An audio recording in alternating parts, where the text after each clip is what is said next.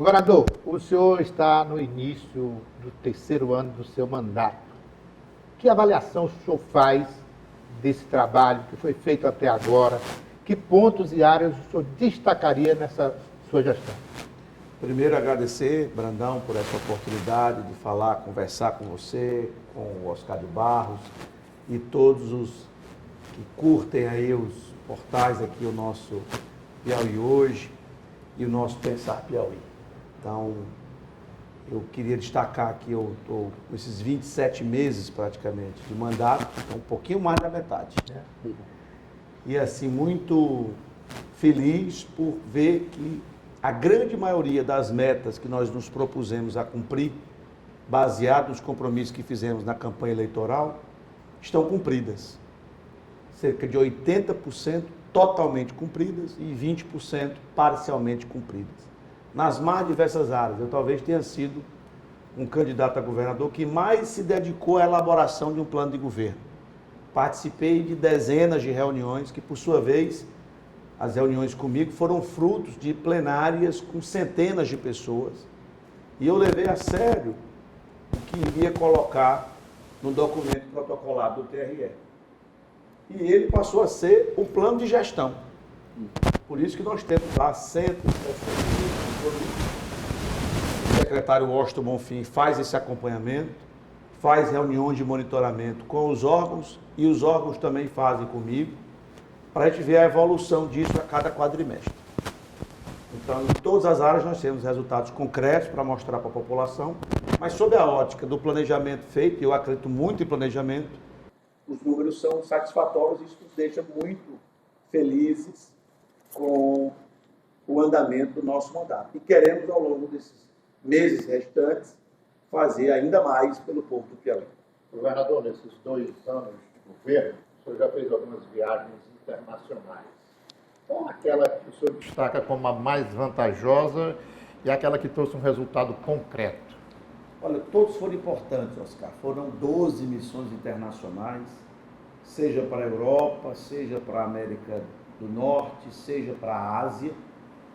Eu vejo que atualmente o mundo asiático está num processo de crescimento econômico, de vanguarda econômica maior do que o Ocidente, mas o Ocidente tem toda uma história de desenvolvimento e uma força tecnológica, acadêmica, e a gente procura pegar o que tem de melhor em cada área. Então fica difícil dizer qual daquelas resultou num benefício maior para a nossa gestão e para o nosso estado do Piauí. Mas, por exemplo, eu posso citar alguns exemplos. Estônia foi a primeira missão internacional. O nosso modelo de governo digital foi baseado no modelo estoniano.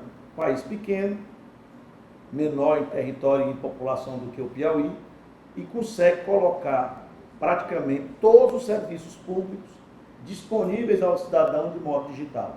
É o que nós estamos querendo.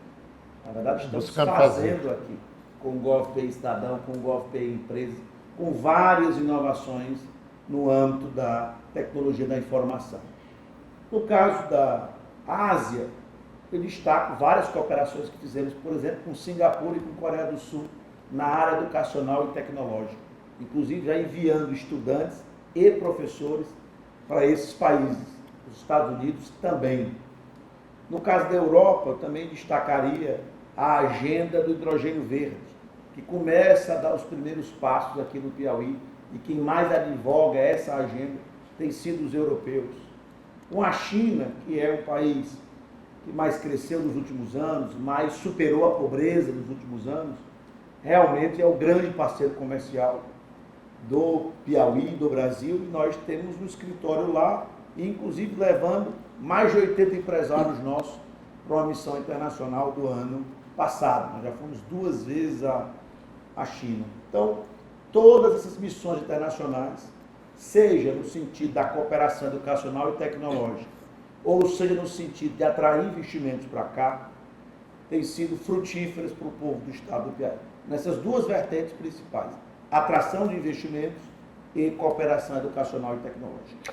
Governador, nós estamos ainda falando de gestão. Neste mês, o senhor está fazendo aí umas alterações no seu secretariado. Tem mais alterações previstas, além dessas já anunciadas? Olha, creio que não. Nós fizemos, na verdade, um rodízio de gestores. Se você parar para analisar essa mudança que vai haver no dia 31 de março, que eu anunciei nas minhas redes sociais, basicamente ela muda de local, um gestor vai para outro local e assim sucessivamente.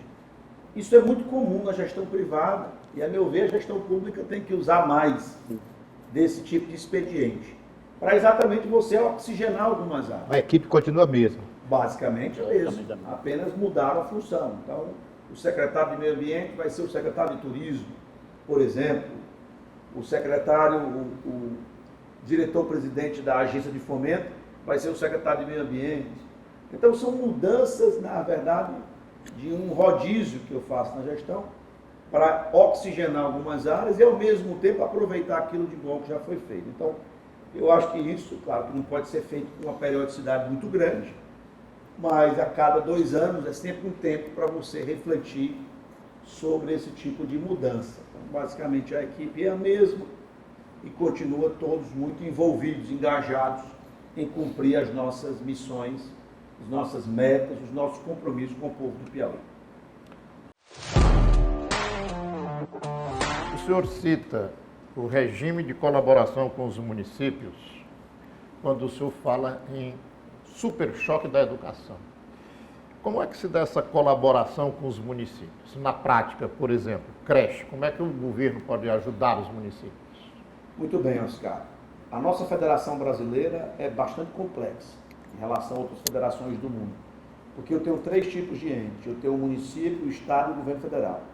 Com a anomalia do governo federal ter 65% do bolo tributário, os estados ficam com 23%, 24%, e os municípios na casa de 11%. E se você olhar as políticas públicas principais, saúde, educação, segurança, estão a cargo de estados e municípios.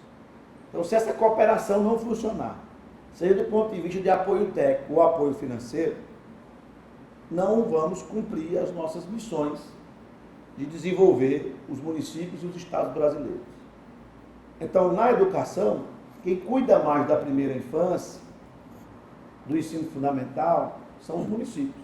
Então, o Estado pode e deve apoiar. A União pode e deve apoiar. Então, no caso do Piauí, nós estamos propondo o programa de alfabetização na idade certa, que consiste em garantir apoio técnico, formação de professores, avaliações, premiações, para que realmente os prefeitos e prefeitos coloquem como prioridade alfabetizar 100% das crianças até os 7 anos de idade. E nós acompanhamos essa estatística e temos já vários municípios que atingem essa meta de 100%. E tem outros do lado, do mesmo porte, que não chega a 30%. Ou seja, a cooperação técnica, o incentivo, o apoio, até mesmo a influência política que o governo pode exercer, no sentido de apontar caminhos, dizer que é importante, colocar essa agenda na comunicação do governo, ajuda a sensibilizar os gestores municipais. É por isso que nós estamos com o Pactos pelo Piauí, que é exatamente para o governo dar apoio técnico e financeiro para várias ações importantes em áreas importantes da administração pública, sobretudo saúde e educação, mas várias outras áreas essa cooperação tem sido feita. Governador, não, Roberto. Governador, você tem 3 projetos estruturantes aqui que o senhor retomou. A Transnordestina, a hidrovia do Rio Parnaíba e o Porto do Lisboa. Como é que estão esses projetos? Vai cumprir a meta que o senhor se colocou? Olha, a Transnordestina é uma obra federal, que cabe ao governo do Piauí e ao governo do Ceará e ao governo do Pernambuco. É mais um apoio administrativo para a execução dessa obra, que é uma obra federal, feita com recursos da União e recursos de bancos nacionais. A parte do Piauí da Transnordestina, que vai da fronteira com Pernambuco até São Miguel do Fidalgo, está conclusa. O que falta é a parte do Ceará, para conectar o semiárido do Piauí com o Porto do Pecém. Sem sombra de dúvida, uma obra importante, porque vai dinamizar aquela região do Piauí, sobretudo na área mineral, que é dependente de ferrovia. Você transportar milhões de toneladas de ferro que tem naquela região, por caminhão, tornaria o negócio inviável. Por ferrovia, torna viável, como é o caso, por exemplo, de Carajás, no Pará, que a Vale tem uma ferrovia conectando com Itaqui, em São Luís do Maranhão. Então é uma obra importante, sobretudo para a região sudeste do Piauí. Segundo o cronograma apresentado pela empresa e pelo Ministério da Integração, o prazo para concluir seria até 2027. Vamos torcer, porque esse prazo já foi adiado várias vezes. E isso não é um problema apenas do governo, também do setor privado. Mas vamos torcer. O governo liberou mais 800 milhões do BNB e está previsto aí mais 3 bilhões ao longo do próximo ano, do próximo ano. O outro ponto é o Porto. O Porto segue com o seu cronograma. E aqui é bom destacar que é uma obra sonhada há mais de 100 anos. O primeiro projeto, a Marinha do Brasil, é do início de 1910. Então, mais de 100 anos. Ele está semi-construído, Roberto Dion, há 50 anos, praticamente. E agora nós avançamos da maneira mais célere possível para tornar o porto não só viável, como nós já demonstramos, como operacional, ou seja, importação e exportação de mercadorias. Em que fase estamos? Já ampliamos a profundidade para até 7 a 9 metros, dependendo da maré, e já há o planejamento para aumentar para 11 e depois 14 metros. Já fizemos a parte administrativa, ou seja, a companhia estatal já está trabalhando lá na Retroagro, dinamizando os processos e as obras. Já concluímos e vamos inaugurar o primeiro berço de atracação, 150 metros por 30 metros. Quando? Para agora, esse mês de abril, muito provavelmente. Já está concluída a obra, estamos vendo já os procedimentos para poder fazer essa inauguração, que na verdade é uma visita técnica até para apresentar para a sociedade piauiense os próximos passos. Até porque essa previsão do terminal pesqueiro, esse berço, era para dezembro e está sendo concluída apenas em abril, então houve esse pequeno atraso de 4 meses. Quais são as fases seguintes? Já licitamos a oportunidade de exploração das áreas da retroárea do porto. Então nós temos a área destinada ao terminal pesqueiro, ou seja, a agregação de valor no pescado. Então temos empresas que vão atuar nessa área. A área do terminal de containers e carga geral. Já tem uma empresa de São Paulo que já adquiriu essa oportunidade. A parte de container, melhor dizendo, de derivados de petróleo, combustíveis, gasolina e diesel, que hoje a gente importa de São Luís e vem no trem até Teresina, ali no terminal de petróleo. Agora, a gente vai ser possível importar gasolina e diesel lá na retroárea do porto de Luiz Correia. O terminal de ferro, o terminal de grãos e os terminais de derivados de amônio. Então serão aí 6 ou 7 áreas distintas, todas já devidamente locadas e várias delas já arrematadas, digamos assim, por empresas interessadas do Brasil e de fora do Brasil. Então vamos seguir no processo de aumento da profundidade, de novos berços e de construção dessas áreas de tancagem, de armazenagem, além desses equipamentos da superestrutura do porto, os guindastes, toda a operação portuária que também já está em andamento. Então não é algo da noite para o dia. O piauiense tem que se acostumar cada vez mais com projetos de longo prazo. Eu tenho chamado a atenção disso. Os projetos estruturantes, industriais, logísticos, eles são projetos de médio e longo prazo. A gente tem que saber plantar, regar para poder colher. E é isso que nós estamos fazendo na maior velocidade da história. Desses 110 anos de história do porto, deixa eu pegar nesses últimos 2 anos foi a maior velocidade. Deixa eu pegar esse gancho bem aí que o senhor falou de projetos de longo prazo, mas de velocidade. Aqui no seu livro, Diretrizes para o Desenvolvimento de Longo Prazo do Estado do Piauí, o senhor fala em transformar o Estado numa prosperidade rápida. Que rapidez é essa? Dá para quantificar em tempo isso? Olha, o que a gente deseja e acha que é possível, olhando o que aconteceu em outras partes do mundo, é que um horizonte de 20 anos é razoável para você ter uma mudança de patamar significativa. Então veja, nos últimos 20 anos, nós já saímos de uma situação de muita miséria para uma situação com uma vida mais digna da população. Então, essa mudança é perceptível. Esse período do governo Wellington, intercalado aí por um mandato do governo Wilson, houve uma mudança de patamar, sem dúvida. Mas agora nós queremos um patamar de região desenvolvida. Então, quando você olha a história de lugares pequenos e que tinham uma situação de miséria, como Singapura, como a Coreia do Sul, como alguns países europeus, essa mudança de patamar ela ocorreu em 30, 40 anos.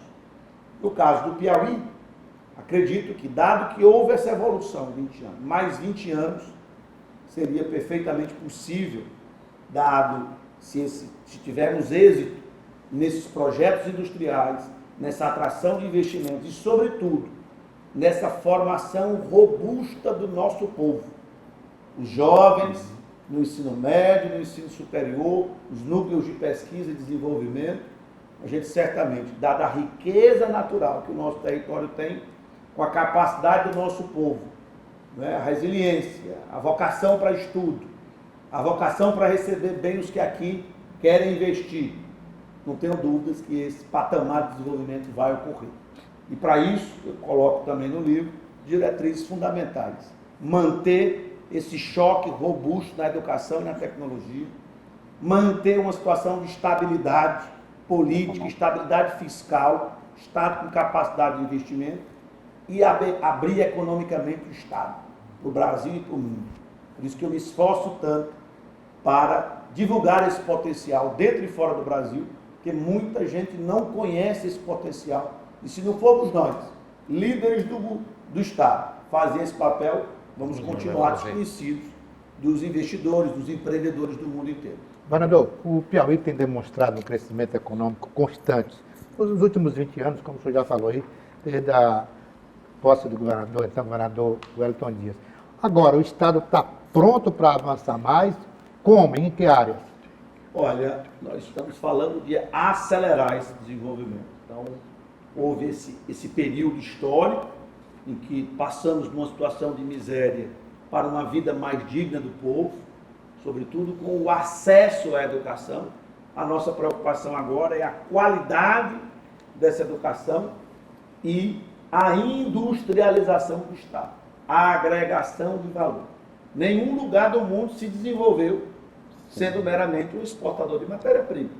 Nenhum, não existe esse lugar do planeta que se tornou próspero dessa forma. Você tem algumas exceções relacionadas ao petróleo, mas mesmo esses países que tiveram a abundância do petróleo, se preocuparam em mudar a sua base econômica, se industrializar, seja o turismo, como é o caso dos Emirados Árabes, agora a Arábia Saudita também entra nessa toada. Então tem uma preocupação porque sabe que a exportação de commodities é um mero estágio inicial do desenvolvimento. Então as áreas, respondendo a sua pergunta, que eu vejo como sendo prósperas no Piauí, são as áreas que eu elenquei nesse meu livro também, que tem a ver com a agroindústria.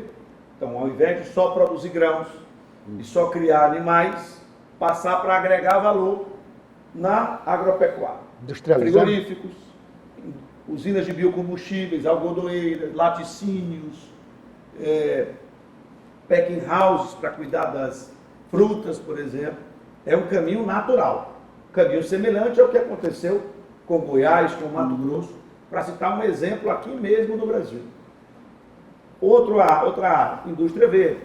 Ora, se nós temos a energia limpa, mais abundante, eólica e solar, nós temos que industrializar com base nessa oferta abundante de energia verde. Eu não posso ser só produtor de energia.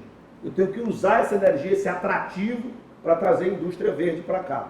Aí é o hidrogênio, a siderurgia verde, fertilizantes verdes, várias outras áreas. Então nós temos a faca e o queijo na mão. Porque nós temos a energia. A energia é um elemento fundamental para qualquer indústria. Data centers, então tudo aquilo que está cada vez mais requerendo energia verde tem potencial de vir para cá. A mineração é uma descoberta recente, já está operacional a mineração ali no norte do estado, em Piripiri, e tem muito mais em toda a região norte. Então, um caminho natural à siderurgia. Então, trazer para cá a siderúrgica, então é algo importante. E 2 itens que eu acho fundamentais, e aposto muito, turismo e a economia digital. Por isso, essa nossa vontade de formar em massa jovens para essa área da economia digital. Então, eu elenco essas 5 áreas de grande potencial para agregar valor ao Piauí, agregar valor ao povo do Piauí e gerar realmente desenvolvimento. Vamos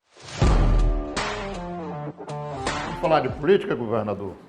Passado mais da metade aí do mandato, aí vem uma reeleição. Como se organizar aí para esse processo de 2026? Olha, Oscar, eu tenho dito e repetido que eu vou tratar de 2026 e 2026, mas é claro que os partidos já estão fazendo seus movimentos. Sim. E eu tenho dito que nós temos 3 partidos que dão sustentação ao governo, que é o PT, o MDB e o PSD, que estarão juntos. Claro que tem vários outros partidos que nos apoiam, mas levando em consideração a quantidade de parlamentares, a quantidade de prefeitos, a força política, esses 3 partidos estão juntos e permanecerão juntos no ano que vem. Nós temos um governo que está bem aprovado pela população, claro que isso é dinâmico, então nós temos que ter muita humildade e trabalhar cada vez mais para manter esse patamar de aprovação, para colher os frutos naturalmente disso no novo processo eleitoral que vai ter no ano que vem. E é o momento da população, de maneira democrática, avaliar se o que fizemos foi bom, não foi bom, se foi além, abaixo das expectativas criadas. Então, eu sou muito grato ao apoio que eu tenho recebido por esse time, que tem dado essa estabilidade, que é tão importante para a gente fazer um projeto de desenvolvimento. Agora, Só porque no mesmo assunto aqui, a popularidade do governador Rafael Fonteles está muito bem nas pesquisas de opinião. Mas a do presidente Lula caiu. Como é que o senhor avalia esse movimento? Olha, houve uma pequena queda, Oscar, mas o presidente Lula continua com a aprovação superior a 65%. Ora, não é uma aprovação baixa. É porque a gente foi acostumado aqui a ter uma aprovação de 75%, 77%. A sua está super alta. Então, obviamente que há algo que cai muito mais no colo do presidente, que é a questão da economia, da inflação, do preço dos alimentos. E, a meu ver, também há uma dificuldade que está sendo superada do governo comunicar o tanto de coisa que ele está fazendo, em cada cidade, em cada estado.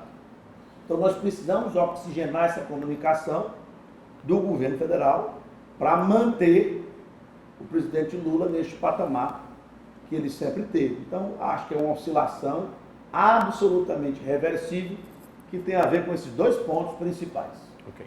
governador, o senhor, a vida inteira, a vida toda, foi entre os petistas, né? Seus tios, seus pais. Então, o senhor tem muita... O senhor está muito confortável no PT? Ou já pensou em mudar de partido? Não, muito confortável.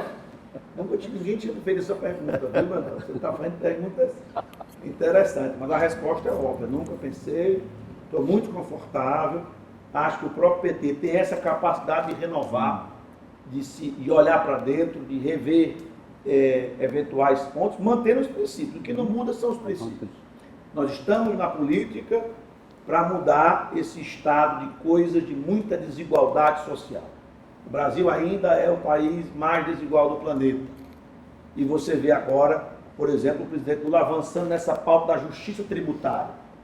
Então é um avanço nessa mesma direção. É claro que nós vamos mudando o contexto. Você não pode ter a mesma pauta que era lá no início da década de 80, que tinha uma realidade. Então mudou o mundo do trabalho, a tecnologia mudou, a geopolítica mudou. Então o PT tem essa capacidade de se renovar. O próprio caso do piauiense demonstra isso.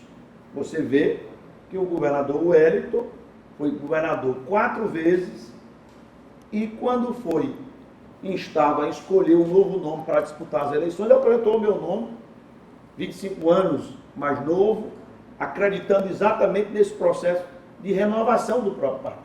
Então, eu estou muito confortável, acredito que o PT continua sendo o partido mais querido da população.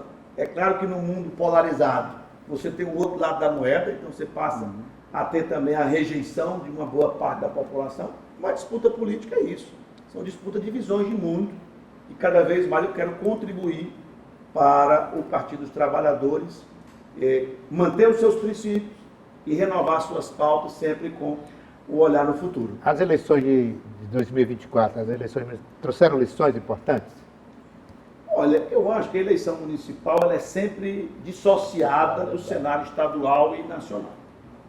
Isso não foi só agora. Então, claro, majoritariamente prefeitos eleitos na área da centro-direita e da direita.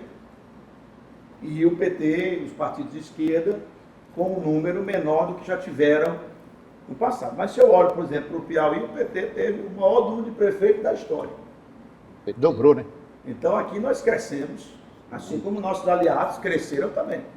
Quem diminuiu a quantidade de prefeitos foi a nossa oposição. Então, o que mostra que, dependendo da realidade de cada região do país, né, houve um avanço de determinado grupo político ligado à esquerda, ou à centro-esquerda, ou ao centro, e em outras regiões prevaleceu a direita. Então, eu acho que a próxima eleição de 26 vai ser novamente muito polarizada, infelizmente, mas é uma situação global. O mundo ocidental inteiro está tendo disputas extremamente polarizadas e cabe a nós fazer essa disputa mais uma vez e garantir a continuidade de um governo que pensa no povo e que pensa em reduzir as desigualdades sociais, que é representado hoje pelo presidente Lula e certamente em 2026 vai ser o nosso candidato. Governador, agora da minha parte para finalizar aqui, ainda no seu livro, o senhor cita muitos problemas do Brasil. Isso é para contextualizar os problemas do Piauí ou essa liderança que o Piauí apresenta, o seu governador, já pensa também em soluções de problemas nacionais, no sentido de se projetar nacionalmente enquanto uma força política? Não pensamos em projetar-nos nacionalmente. O que apenas a gente colocou no livro, Oscar, é uma visão de mundo nosso, que claro que ela pode ser replicável em outro local. Porque nós realmente queremos cumprir o nosso papel de, enquanto líder do Estado, nesse momento, apresentar a nossa visão de desenvolvimento de longo prazo, além do nosso mandato. E ancorado naquilo que a gente acredita, naquilo que a gente observou no mundo e no Brasil que funcionou. E, portanto, claro que algumas coisas que a gente fizer com êxito nesta direção pode servir para outros locais também aproveitar. Eu não esperava, por exemplo, que no primeiro ano do governo a gente tomasse uma medida na área da segurança que fosse hoje copiada por todos os estados do Brasil, como é o caso do projeto de recuperação de celulares. Eu não esperava que no segundo ano do nosso governo, o que a gente está fazendo em termos de saúde digital seja procurado por vários estados da federação. Eu não esperava que esse nosso caminho para ir na escola de tempo integral universalizando agora seja pauta de vários governadores. Então, o que a gente está construindo aqui, de certa forma, tem repercutido positivamente. Então, o que a gente quer é que esse planejamento dê certo e a gente mude o patamar de desenvolvimento do Estado do Piauí. Se isso vai ter repercussão fora daqui, é uma consequência que só o futuro irá dizer. Governador, a gente está realmente também caminhando aqui para o encerramento, mas agora eu quero falar do cidadão Rafael Fonteles, né? As pessoas têm curiosidade de saber como é o dia a dia dos artistas, das autoridades, do governador. Como é o seu dia a dia? Você tem tempo para esporte, para o lazer, para a família? Como é isso? Olha, para a família eu não abro mão. Eu tenho 3 filhos aí na idade de 8, 9 anos até 12, vamos fazer o aniversário agora, então a menor tem 8, vai fazer 9, a mais velha tem 12. E o do meio tem 11. Uma fase importantíssima para a formação desses meninos e meninas. Então eu não abro mão dessa vida em família, tenho a vocação do meu pai, da minha mãe, os ensinamentos dele. Então tempo para a família sempre tenho, toda semana. Eu procuro sempre que possível, estou em Teresina, acompanhar se estão fazendo a tarefa, se não estão fazendo a tarefa, horário para dormir, eu procuro colocar também uma educação rígida como a que eu tive. Vai que cri-cri. Sou filho do Nazareno, lembrar disso. Então eu tento aproximá-los de uma vida de fé, de uma vida de espiritualidade.